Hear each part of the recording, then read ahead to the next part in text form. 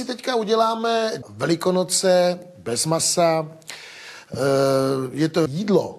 Uděláme si rýži zapečenou s modrým sýrem. Zapálil jsem si zde, dáme trochu olivového oleje pod pánví. Přidám tak 2 másla.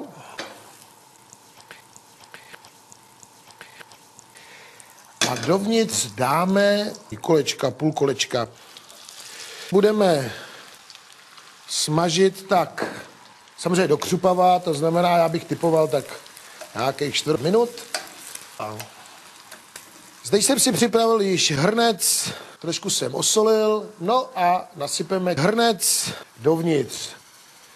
Víceméně na tom sáčku máte napsáno a tak dále, tadyhle, a tak dále, tadyhle, a tak dále, tadyhle, a tak dále, tadyhle, a tak dále, tadyhle, a tak dále, tadyhle, na 100 gramů 1 gram vody.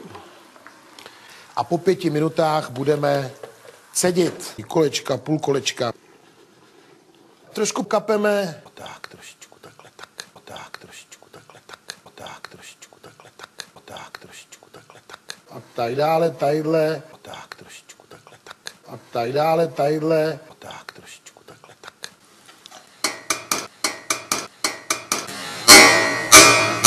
Tak teďka si naši těstovinovou rýži dáme sem do mísy, ale chceme ji opravdu křupavou. Necháme trošičku okapat.